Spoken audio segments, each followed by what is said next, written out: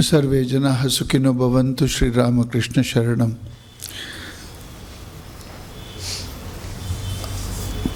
We are indeed very fortunate to have amidst us Swami Tyaganandaji Maharaj,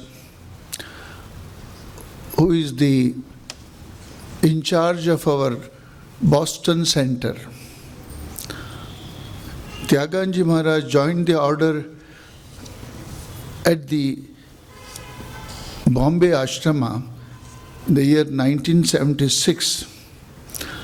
After graduating from the University of Mumbai, he received the spiritual instruction, Mantra Diksha, from Swami Vireshwaranandaji Maharaj. He was in Mumbai from 1976 to 1980, then Belur Math for the training center 1980 to 82, then in Delhi in 1982 to 83, and then finally he came to Chennai, where he had a long inning of perhaps 11 or 12 years as the editor of the Vedanta Kesari. It is he who gave a very organized shape to the Vedanta Kesari during his long tenure. Then he was sent to Boston in the year 1998 as the minister of the Boston Center. He is the Hindu chaplain at Harvard and MIT since 1999 and head of the Vedanta Society in Boston. Tyaganandaji is known for his intellectual pursuits, both as a writer, thinker, and a very eloquent speaker. And some of the books written by him are Looking Deeply, Viveka Chudamani of Sri Shankaracharya. He has brought out in his own way, where you will see his original reflection on each shloka. Walking the Walk, a Karma Yoga manual. Knowing the Knower, a Jnana Yoga manual. A drop of nectar, Amrita Bindu Upanishads. And he has podcast on Vedanta and Yoga. And his number of works are there. The essence of the Gita, the study of the Mundaka Upanishad, healthy mind and healthy body, new thoughts on health, then the key to a meaningful life, service, its ideal and practice, religion today, and monasticism and so on. We have known Tyaganandaji from his Bombay days, and we had some very little interaction, and we have seen him in Delhi also when he was doing the puja. I met him once there. And later on, his long tenure as an editor of the Vedanta Kesari, once or twice he came to Mysore also. Swamiji is known for his precise thinking. He is very amiable, very understanding person, and a good conversationist, and has an abundant sense of humor. And also, he has a number of anecdotes of the yester era wherein he met the many great Swamijis. He was very closely moved with Swami Gautamanandaji in those days. And many senior Swamis he met, and he used to have a very good interaction. So he has got the very anecdotal, the episodes which will convey a lot of things to us from the yester era to this era. Today is going to speak on the topic, a very interesting topic. Sri Rama in the forest.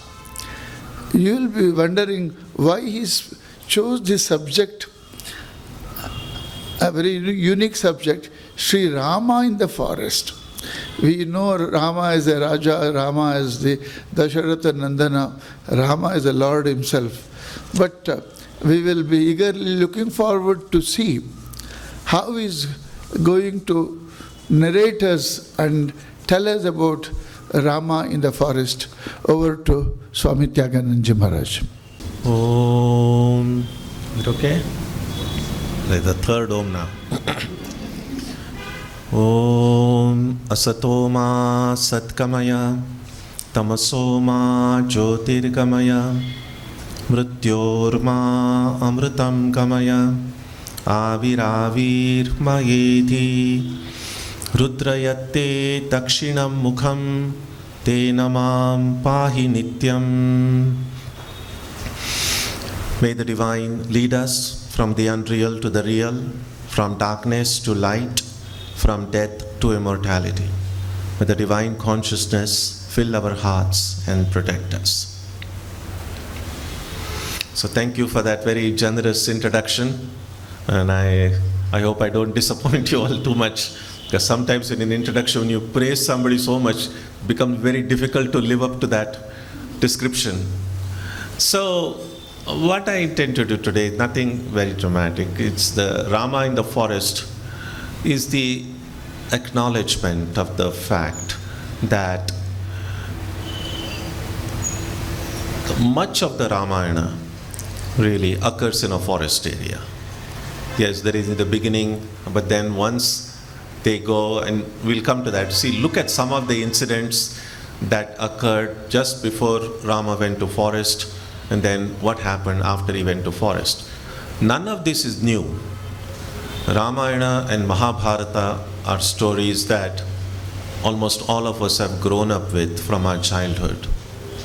Although we often speak about the Gita, the Upanishads, and they are important, but it's also good to acknowledge that the majority of our people get knowledge about their religious tradition not so much through studying the Vedas or even the Gita and the Upanishads. Yes, a few people who are interested in studying the Shastras might want to study them, but for most people, the generality of people, it occurs through the study of Ramayana and Mahabharata. Again, very few people even go to the original texts of the Valmiki Ramayana. Again, unless we know Sanskrit, we can't read the original. Unless we know the Awadh Bhasha, we can't read Tulsi Ramas. So again, then we depend on translations. But most of us don't even go and read the entire of these Upanishads, the Ramayana. Some of us may do. But usually, and it's become increasingly now, there are all these Amar Chitra Katha, and of course the well-watched TV serials that occurred in the mid-80s on Ramayana and Mahabharata. So it's not so much the Valmiki's Ramayana or Tulsi Ramayana that people are familiar with, but Ramayana came to life more through Ramanand Sagar. And if you remember that there was the serial, and of course I believe some newer versions of them have come now. Whichever way the story of Rama and the story of Krishna and the Mahabharata and all of that, whichever way it has come to us, an image is formed in our heart about Rama. And depending on which sources we have studied, my Rama might be a little bit different from your Rama, but a kind of an image gathers in our heart. And what we will try to see today is that the turning point, so to speak, of the Ramayana, the story, the interesting part of the story really occurs when, of course, the sending of Rama to exile by Kaikeyi, and then when they go to the forest, Sita's abduction by Ravana, and then the long search for Sita. Now it's good to recognize that what we get out of Ramayana will depend on how we look at that text. Because it's possible to look upon Ramayana, well, it's a story of Rama, something that occurred several centuries ago, a few thousand years ago. It's possible to look upon Ramayana as history, something that happened.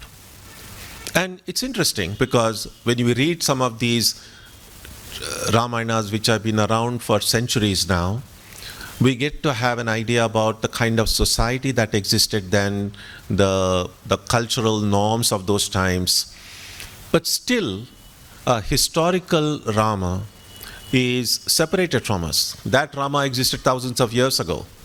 That Rama who was and moved on this earth of ours is in a way dead and gone. Historical Rama is not here. And so when I pray, when I think of Rama, it's not the historical Rama can't come, he's gone.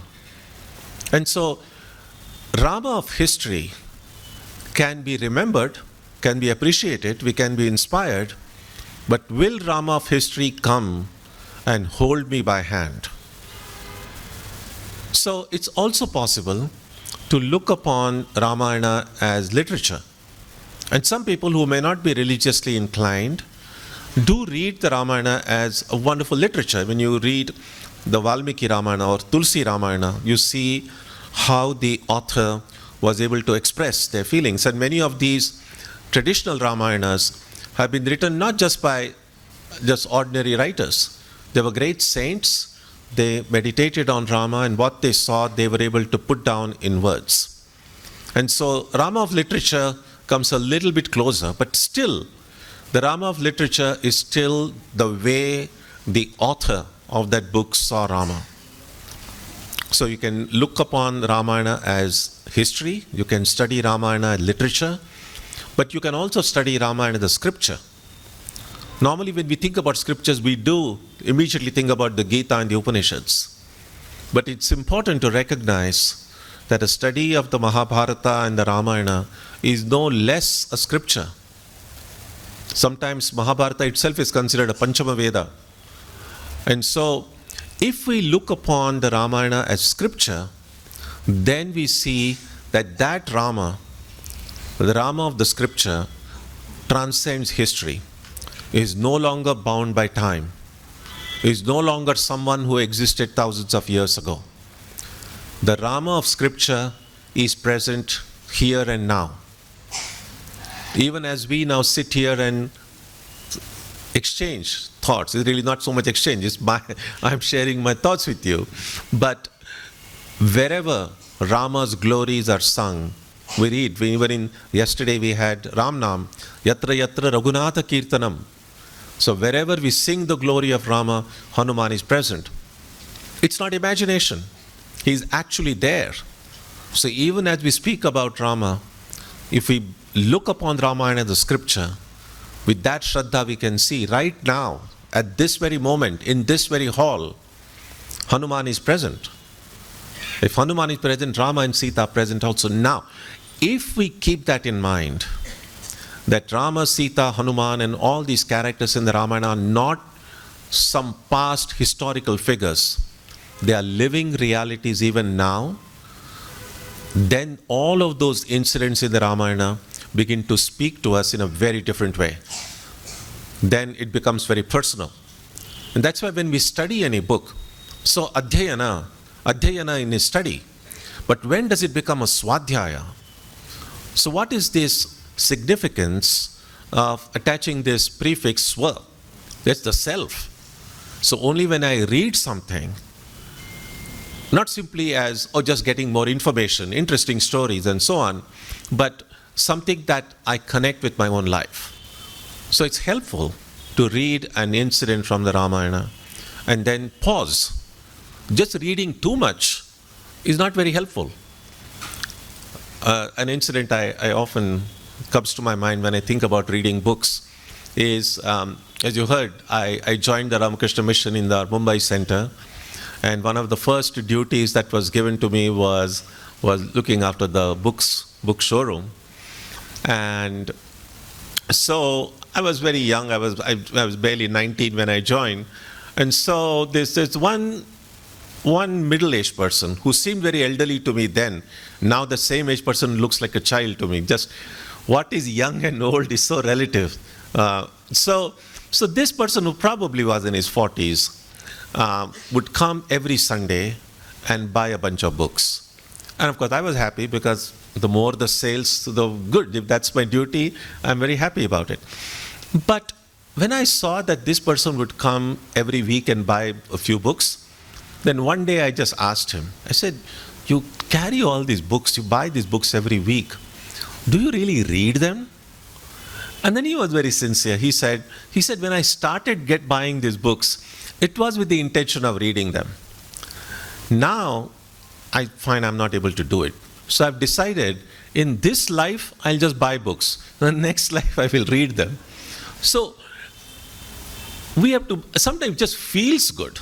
You go and buy a book, and it just feels good. But if it's just going to remain in the shelf, then it's not of much value. Nor is it of much value if I just open that book once in a way, when you're free, nothing much else to do, and then you read suddenly some 50 pages, 100 pages. Not much helpful. What is helpful is actually studying the books daily, not too much at a time. Many of our Swamis, many of our sadhus, all of their life, they have read the Kathamrita, the Vachana Veda, the Gospel of Ramakrishna. Not too much, just 1 or 2 pages every day. But read a little, reflect on what you have read. If it makes sense, you don't have to accept anything blindly. But if it makes sense, then the next question would be, how can I practice it? Because the teachings that we find in books are very general. Clearly, they are meant to address the needs of a diverse students. And so every one of us is unique. No two amongst us have an identical life story. And so what we read, we have to then apply it, that in my life situation right now, how can I practice it? Now, it's not necessary that everything we read should be practicable. Maybe some of the things we read in Mother's conversation, in Sri Ramakrishna's conversations, or in Swami Vivekananda's complete works, not everything may be relevant, which is okay. Just because it is not relevant now, doesn't mean won't be relevant after 5 years or 10 years. But whatever is relevant to me at this stage of my life, at present, then I should say, I should live. Because ultimately, as Swamiji said, an ounce of practice is worth tons of theory. We can read lots of books, we can attend a lot of lectures, but ultimately what will truly bring about a transformation is how we live. And same thing when we look at the Ramayana as well. That looking at Rama's story, looking at a few incidents from Rama, we then apply to our lives. And that application is what transforms a mere objective study to be a swadhyaya, a self-study, a study related to our true self. And so I said that the forest plays a big role in Ramayana. And when we look upon Sita, in the various books that Sita's personality has been described, she's seen as the embodiment of peace, embodiment of harmony. She is a personified bhakti, devotion. All of these things we find personified in the personality of Sita. And we know, as we'll come later and see, how there is all this, when Sita is abducted by Ravana, everyone is searching for Sita. And we might say, how does a search for Sita become relevant in our lives today?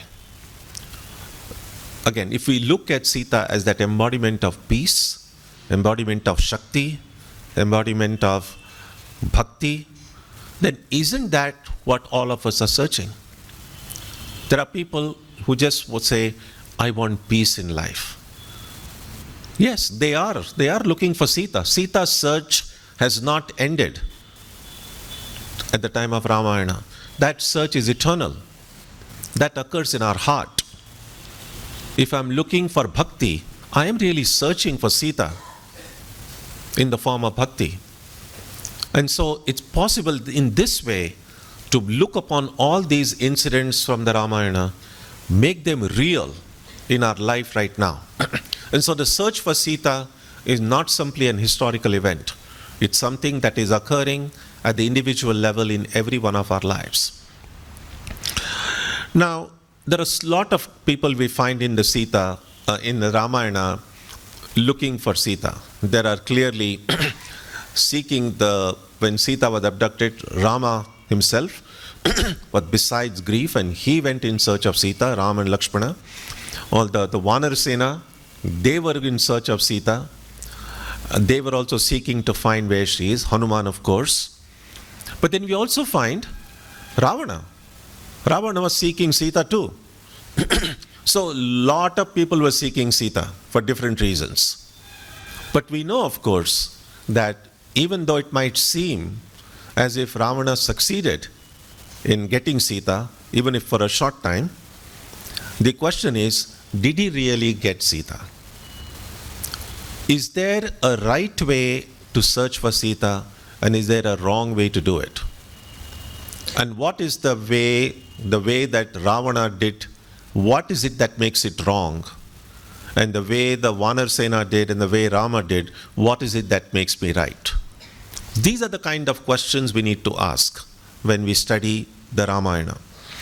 So to kind of go a little bit behind the actual forest episode, we find that the arrival of Sita in Ayodhya after marriage, and the description we find in many of the Ramayanas that it's a place of harmony. It's a very happy, joyful household. Everything is wonderful there. And there is really the drama hasn't started yet.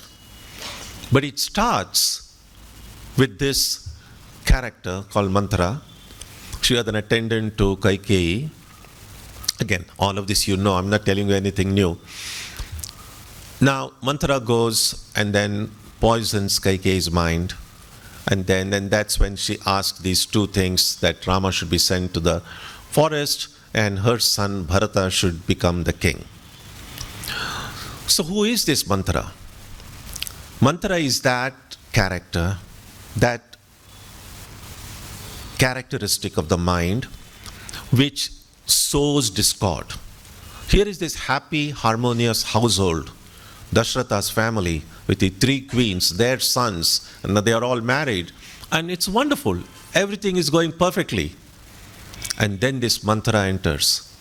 And Manthara is the embodiment of what we say, Bheda Buddhi, one who sows discord, one who separates. Love leads to unity. And this Bheda Buddhi is what creates dissension. It creates groups. So Manthara is not again simply a historical character. Whoever, whether in our family, among our friends, in a society, does anything to divide people, they are just a reincarnation of Manthara. So Manthara is present even today. And that Manthara is not simply just looking out and say whether this person is like a Manthara or the other person. We have to look in our own heart. Every time we make a distinction among people based on gender, based on caste, based on color, based on religion, there is that Manthara living in our heart. And so we have to ask, as I go about my day-to-day activities, do I make this kind of a groupism? There is a very ancient verse. It goes like this. Ayam nijaha parova iti ganana laghuchetasam udara charitanantu vasudhaiva kutumbakam. Beautiful verse. It simply says this. Ayam nijaha, this person is ours. This person belongs to us. Parova, that's a foreigner. That's somebody. That doesn't belong to our group. Iti ganana, thinking like this, laghu chetasam. Laghu is small. Small-minded people. People whose heart have contracted, they always think in terms of groups. This person belongs to my group, that's an outsider. All of this thinking is when our heart narrows down. And the second line of that verse says, Udara charitanantu, those whose hearts have opened up. Vasudhaiva Kutumbakam. The entire world becomes one's family. Now, there was a time when thinking about the world as one family was seen in a very positive way. But considering that so much of fights and quarrels occurred in families now, to think that the whole world is a family doesn't seem such a very wonderful thing to say. But the idea is, if there is this bond of love, understanding, friendship, the kind of household that existed in Ayodhya before Manthara entered into the picture, then that's the kind of a experience we'll have when our hearts are truly opened up. So when we look at Manthara, it's not only simply studying what Manthara did in the Ramayana, but look in our own heart and say, is the Manthara in some form present, alive, in me? That's how applying the insights in the external text to our own life, that's how Ramayana will help us. That's how it will become a living testament, not simply a historical thing. One other thing, of course, we know is that Dasharatha was not being fully honest. As many of us are aware that when he wanted to marry Kaikeyi, the youngest of the queens, he had gone to her parents, and the parents were not very eager to have their daughter married to Dasharatha. We already had two queens. And the tradition as it existed during those days was the eldest son of the eldest queen, he will inherit the throne.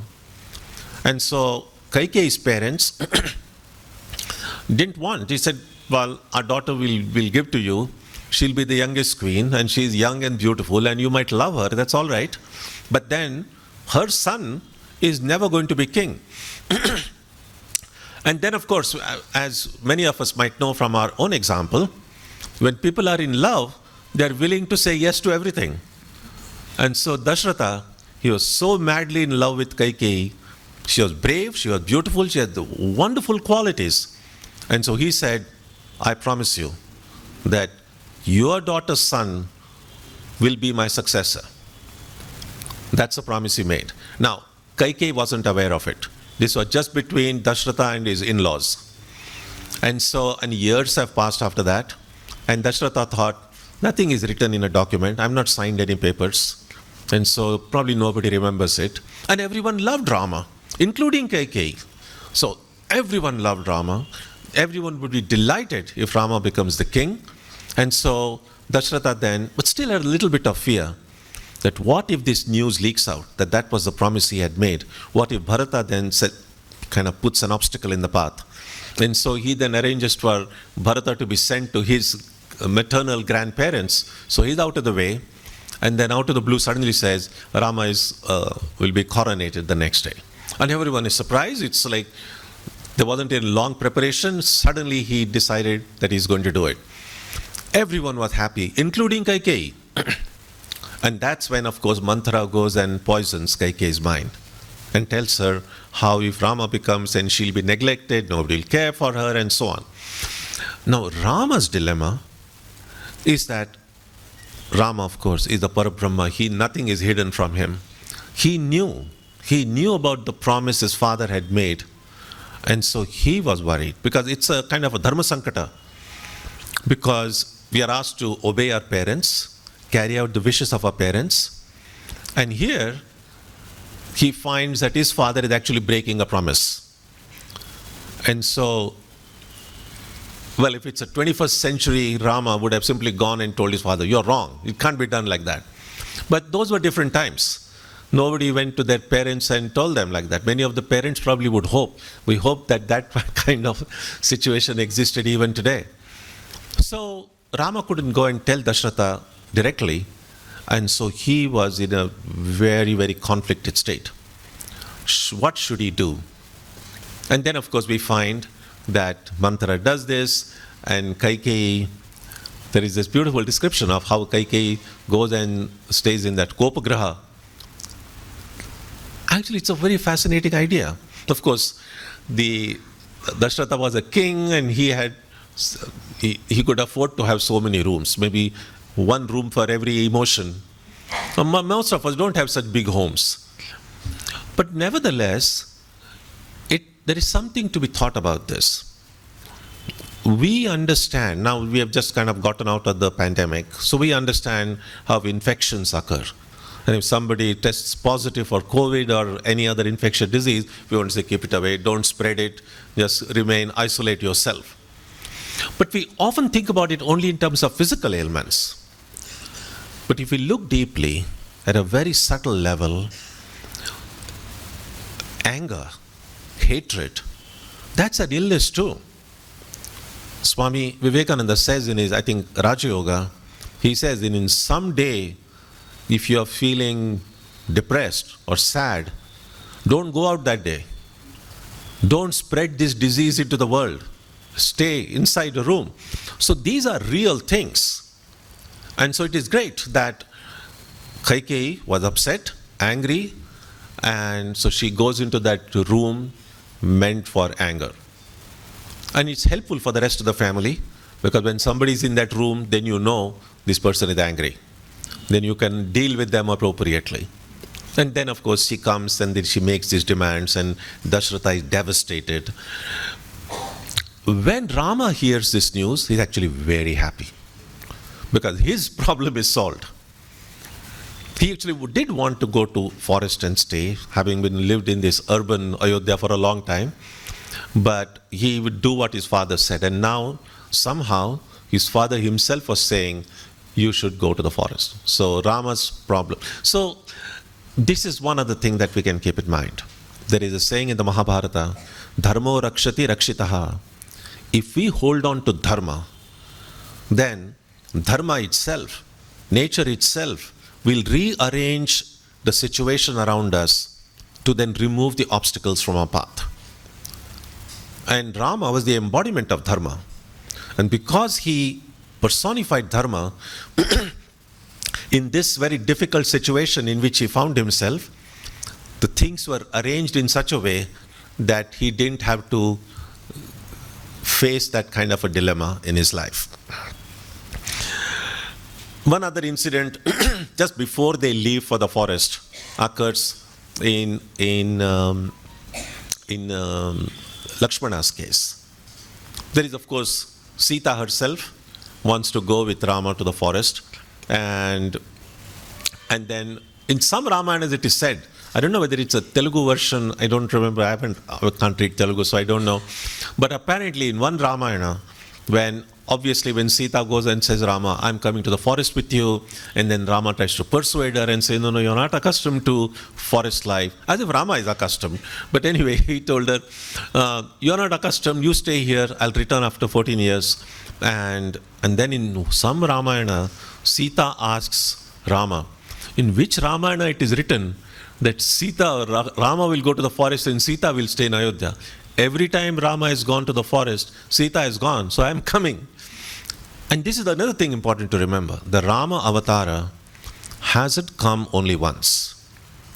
In every Kalpa, Ramayana comes. Once somebody asked Tulsidas, because not all of these different Ramayanas are exactly identical.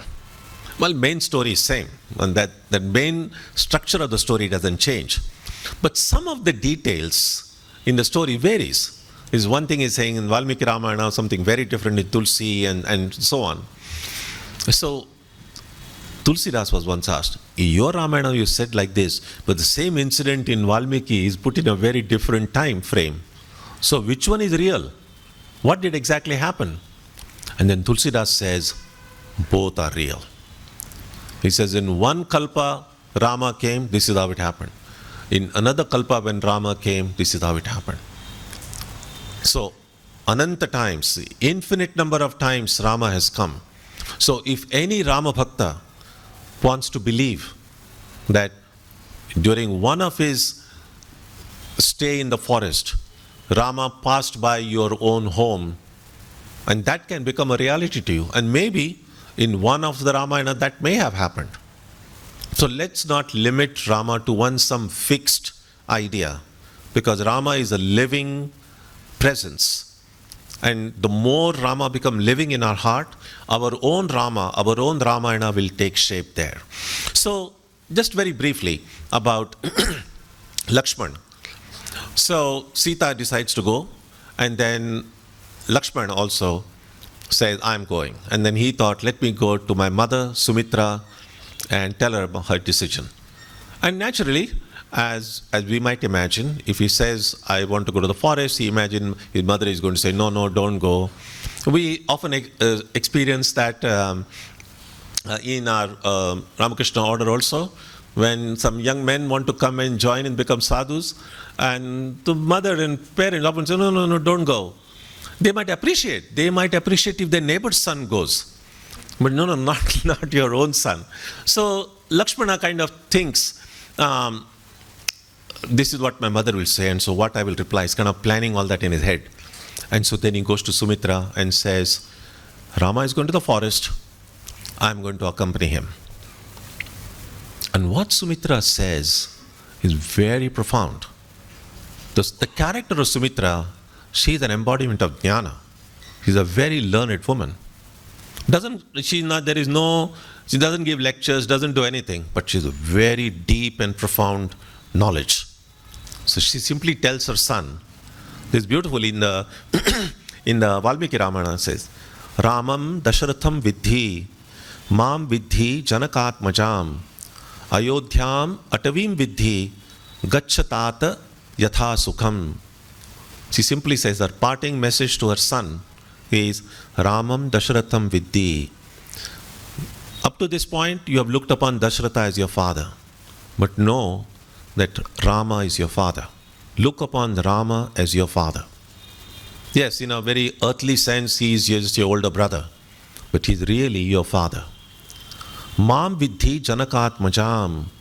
Look upon Sita as your mother. Ayodhyam Atavim Vidhi. The Atavi, the forest. Look upon the forest as Ayodhya. Gachatata Yatha Sukham. Go, my child, go in peace, go in joy, with joy in your heart. It's interesting.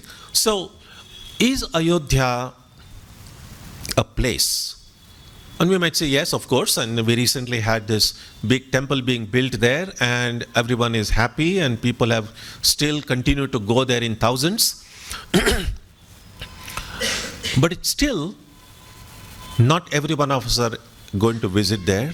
And even if you visit there, if you go in these big crowds, you might have a darshan for a few seconds. You'll have some satisfaction. You can come home, and everyone has a phone nowadays. Everyone will take some pictures, and then you can share it with your friends that, oh, I've gone to Ayodhya and I've seen it. And the question is, have we? Have we really seen Ayodhya? Where is Ayodhya? If I go to Ayodhya and feel the actual presence of Rama, then I have gone to Ayodhya. If I go there and simply impressed with the building and impressed with all the crowds and say how wonderful the arrangements are, and nothing has changed, that's not Ayodhya. But if I can feel, now what Sumitra, Lakshmana's mother, is telling her son is that now Rama is going to the forest. Ayodhya is where Rama is. So when you go to the forest with Rama, that's no longer forest. That's become Ayodhya now, because that's where Rama is. And what you think of Ayodhya now, that's actually become a forest. Because what is a forest? A forest is where these wild animals live. All the krurata and everything you see there. Now in this Ayodhya, people like Manthara are there. It's like a wild creature. So this has become forest now. So when you go to Ayodhya, when you go to the forest, note that that is the real Ayodhya. And that's what all of us can try to see. That's what internalizing means. That we don't even have to go to Ayodhya. If I can feel the presence of Rama in my heart, I'm carrying the Ayodhya with me everywhere I go. If I feel the presence of Ramakrishna in my heart, I'm carrying Kamarpukur with me wherever I go. If I feel the presence of Mother, then Jairam Bhatti is here. Otherwise, you take the train, you fly, you go there, maybe you can't stay there more than a few days, then you come back, and all that remains are a few memories and a few pictures. Now, when will Jairam Bhatti or Kamarpukul become a real, living presence in our lives is that when it goes inside. It no more remains some place outside. And of course, then they go to the forest. Very quickly, we don't have much time, so I'm going to now fast forward a little bit. There are a couple of incidents that I specifically want to mention. And that is, Bharata returns and then discovers that Rama, Sita, Lakshmana have left. He's furious, and he if you read in some of the Ramayana, especially in Valmiki Ramayana, he says things that no son would have ever said to their parents. He's absolutely furious.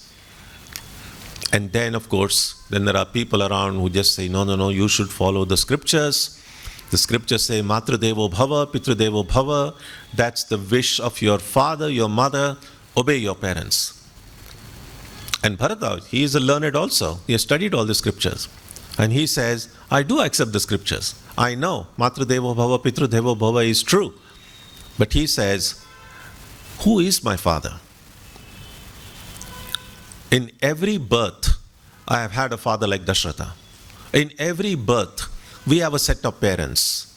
And they are not the same parents in every birth. We are different set of parents. But there's one set of parents who never change. And that is God. That is Rama. That is Sita. So in every birth, Rama is still my father. Sita is still my mother. And parents like Dashratha and Kaikeyi will keep on changing. So he says, yes, I will obey what my father and mother tell me, but I'll go to my real father, my real mother. And then, of course, he decides to go to the forest. And there is a very lovely incident described in the Tulsi Ramayana, I think, that he is going to the forest. When he reaches that the bank of the river, he hears from the boatman that Rama had removed all his princely clothes and got dressed up as the forest mendicant. And so Bharata says, I will do exactly the same. So he removes all this, the paraphernalia of a princely dress, and then it goes in a simple way, exactly the way Rama had gone.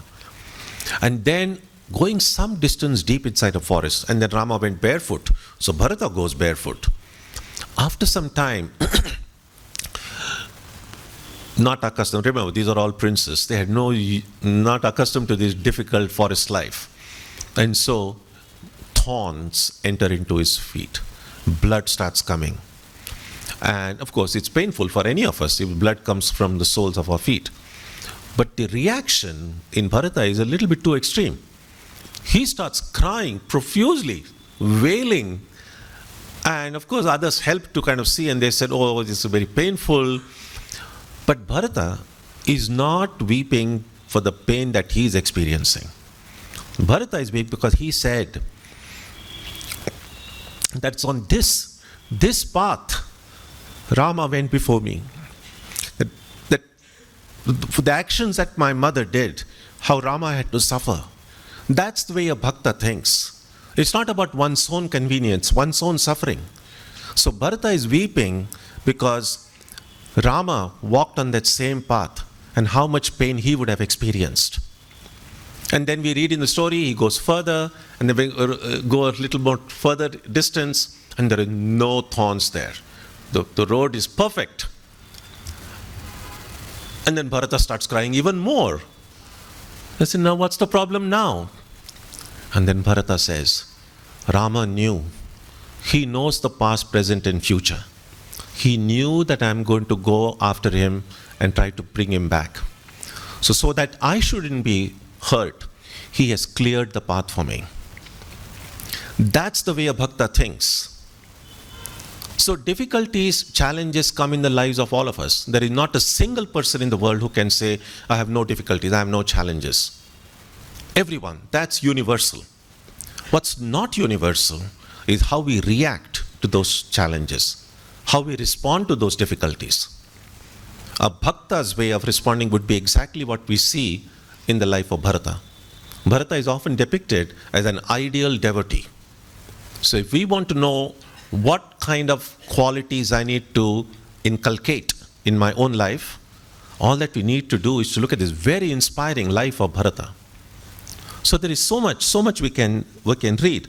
And then I'll just conclude with one small thing that ultimately we know that they go in search of Sita, and all these monkeys reach the ocean, and of course they can't do anything beyond that because they hear that Sita has been taken across the ocean. And so then Hanuman is given that responsibility. Why don't you just jump across it? And of course, Hanuman says, I can't do that. That's just too far. And in some of the Ramayanas, we read how it was Jambavan then who reminds Hanuman, don't you remember when you were a little child, you went toward the sun, you did this. And that brings up the memory in Hanuman. And then he says, Jai Shri Ram. And then, of course, he leaps across the ocean. That's true. That's something we can learn. There will be difficulties in our life. We feel helpless. We feel like, I can't deal with it. But if we dig deeper in our own heart, we will see, for oftentimes, there have been difficulties in our life before, and we have faced them. Through God's grace, somehow, strength, energy, help have come. So the more we remember that, the more you see, Swami Ramakrishna-Nandaji, Shashi Maharaj, he used to say, the presence of stress and anxiety in our life is an indication that something is a little bit lacking in our faith. Our Shraddha is not yet become full. Because we never see a little baby sleeping in a mother's lap or trying to sleep in a mother's lap, worried, oh, I'm not getting sleep tonight. Will I get my milk tomorrow or not? A baby never worries because baby knows my mother is there. Nothing to worry. And that was true with all of us. When we were very little, we had no problem because we knew whatever we want, our parents will take care of it. Then when we grow up, and then of course everyone says, stand on your own feet. So this ego, I have to take care of myself. And that's true at one level. But a bhakta will say, I am helpless. I can't do anything. That's why in Sri Ramakrishna's life, we see he was always the eternal child of the Divine Mother. So if we can cultivate that kind of a dependence, if we can become little children, not childish, but childlike, then all the stress and anxiety will go away. And then we will realize that even the things that we thought we were able to accomplish, we didn't do it ourselves. It is only through the grace of Mother, the grace of God that it happened. And so that's how then Hanuman is able to go across. They also say that sometimes they point out the power of God's name, how the Vanaras, they build this setu, and then we read, and you might have seen in the television version also, how they say, Jai Shri Ram, taking these big rocks, and they throw it, and these rocks float on water, defying all laws of physics. Even Rama is surprised. Like, this is not supposed to happen. How did it happen? And then Rama says, oh, they are chanting my name. So there is this power of the name. But Rama still is a little skeptical. He wants to try it out himself. But he's kind of feeling shy to do it in everyone's presence. So he goes in a little remote part of the beach, takes a little pebble in his hand, and then Rama himself says, Jai Shri Ram, and drops that pebble. And that pebble sinks. And Rama is depressed. Like, oh, these Vanaras have more faith in my name than I myself. And so he says, I don't have faith in my own name. But the only consolation is nobody has seen this disaster that has happened. Unfortunately, no. Hanuman, just like these security people are always following the VIPs. So this Hanuman is behind. He has watched the whole thing. And so Rama feels very embarrassed. Then he tells Hanuman, see, these Vanaras, they have so much faith, and I put this stone and it sank. But see, Hanuman is Buddhimatam Varishtha. Brilliant. So he then tells Rama, no, this is exactly what was meant to happen. And then he tells Rama, look, as long as the stone was in your hand, it was safe. As long as soon as it left your hand, what else could it do but sink? And then Rama feels good about it. But that's true with us. As long as we feel the presence that Rama's hand is holding us, that Ramakrishna, Holy Mother, Swamiji, they are holding us, no stress, no anxiety. We can go to sleep peacefully. And that's really the challenge. Cultivation of that Shraddha, that deep faith. And sometimes we do make a distinction between atheists and religious people. Just because we go to an ashram, we attend the arati, we read books, we think, oh, we are believers, while these people who don't believe in religion, they are nastikas and so on. That's true. But if we look deeply, there is a little bit of atheism in all of us. If we become fully astikas, in a real sense of the term, we will never forget that God is present right here. I'm not talking about Advaita. I'm not saying that you are all Brahman. I'm not saying any of that. Astika means God exists. Only if that is the first thing we have to have. God exists. Ramakrishna, Holy Mother, Swamiji were not historical figures. Not something that we just read about them. They are present. So when you go inside the temple, when you stand before the altar, never think you're standing before a photograph. That's not a photograph. Because if we just think it's a photograph, then that's all. You'll get the grace of the photograph. We don't want the grace of the photograph. We want the grace of real, living Ramakrishna and Mother. And so when you enter the temple, if I can just remind myself every moment, I'm standing or sitting in the presence of Ramakrishna and Holy Mother. With that awareness, when you sit for Arati, when you do your prayer, it will be very different. The quality of our prayer and meditation will change when we know that Ramakrishna is not only in the temple, but wherever I am, in my own home, in the little family shrine that I have, or wherever in some corner I sit, that the real shrine is in my own heart. So that is what the Ramayana can do. So when we reflect on this presence of Rama, what happened before he went to the forest, what he went after, the Ramayana is like a big ocean.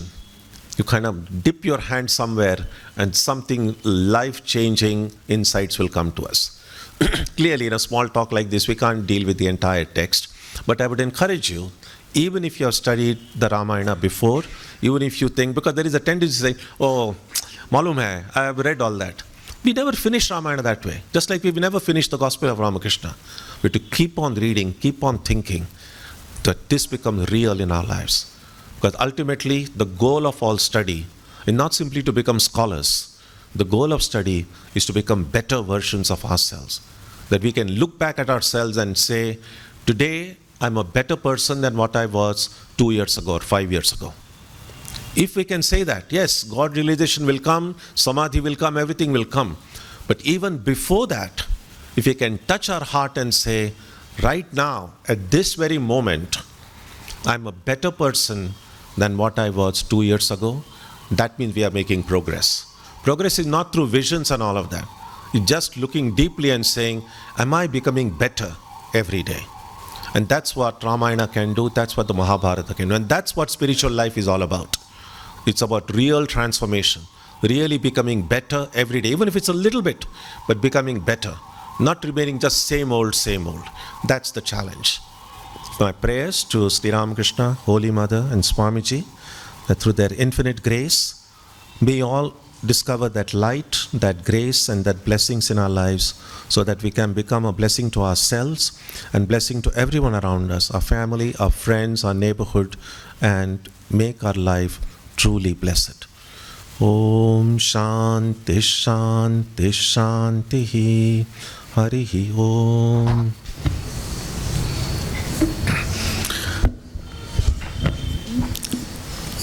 We are grateful to Revered Tyaganandaji Maharaj for being with us and giving a very interesting, meaningful, very inspiring review of the Ramayana the various characters of Ramayana, how we need to relate ourselves to the stories like Ramayana when we read such texts. And it's interesting that yesterday we had the Ram Nam Sankirtan and the review of the Ram Nam is nothing but a condensed Ramayana. Yesterday we had, and today we had a talk on Ramayana. Now, day after tomorrow, on 13th evening at Vidyashala, we are going to have our National Youth Day celebration, a procession starting at 3 o'clock from here, Chilibamba Park Swamiji statue, and it culminates in Vidyashala at around 4:45. Day after tomorrow, not tomorrow. Tomorrow being Sunday, the students are not available. We are not going to have that particular program tomorrow. But many may be having in their own way. But our program is going to be on 13th evening, Monday, at 5 o'clock at Vidyashala. Maharaj is again going to speak to us. So those who are interested can come to Vidyashala premises at around 4:45. Once again, thank Maharaj for being with us and delivering this talk on Ramayana. Thank you.